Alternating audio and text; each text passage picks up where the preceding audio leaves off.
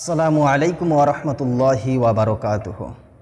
আজকে আমি কথা বলবো যে মুনাফিক সম্পর্কে, মানে কোন কোন আলামত আমার মধ্যে থাকলে আমি মুনাফিকের অন্তর্ভুক্ত হয়ে যাব, বা কোন কোন লক্ষণ দেখে বা কোন কোন আলামত দেখে কি কি জিনিস আমরা লক্ষ্য করতে পারলে একটি মানুষের উপরে তাকে মুনাফিক হিসাবে চিহ্নিত করতে পারি। তো সেই বিষয়ে আমি আজকে কথা বলবো। দেখেন, কি কি জিনিস বা কি কি লক্ষণ বা কোন কোন আলামত আমার মধ্যে আছে থাকলে আমি মুনাফিক হয়ে যাব, সেটা আমাদের জানা জরুরি। না হলে না জানতে আমরা সেই কাজগুলি করে বেড়াবো, কিন্তু মুনাফিক অবস্থায় আমাদের মৃত্যু হয়ে যাবে।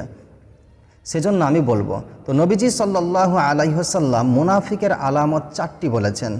দেখেন, আব্দুল্লাহ ইবনে ওমর রাদিয়াল্লাহু তাআলা আনহু থেকে হাদিসটি বর্ণিত। নবী করিম সাল্লাল্লাহু আলাইহি ওয়াসাল্লাম বলেছেন, 4টি স্বভাব যার মধ্যে আছে, অর্থাৎ 4টি বদগুণ বদ আলামত যার মধ্যে থাকবে, সে খাঁটি মুনাফিক, অর্থাৎ পরিপূর্ণ সে মুনাফিক।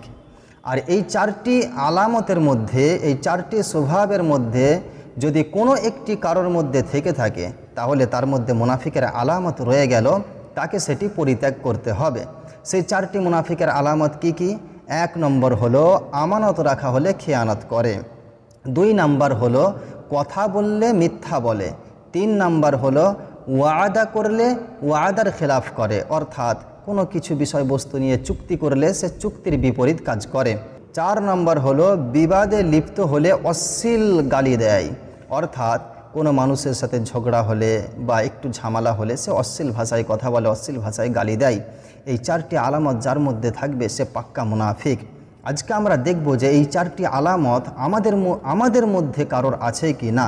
যদি এই 4টি আলামত আমাদের মধ্যে থাকে, তাহলে কিন্তু আমরাও পাক্কা খাঁটি মুনাফিকের অন্তর্ভুক্ত হয়ে যাব।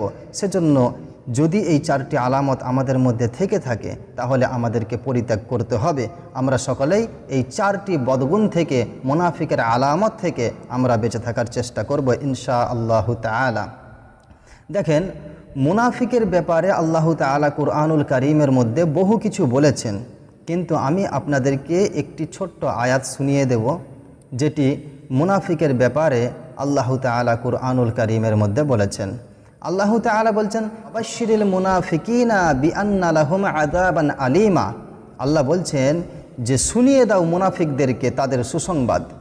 আল্লাহ বলছেন যে মুনাফিকদেরকে সুসংবাদ শুনিয়ে দাও যে তাদের জন্য রয়েছে যন্ত্রণাদায়ক আযাব, অর্থাৎ যারা মুনাফিকের অন্তর্ভুক্ত হবে তাদের যে কি শাস্তি হবে, কত কঠিন শাস্তি হবে, সেটা আল্লাহ তাআলা জানেন।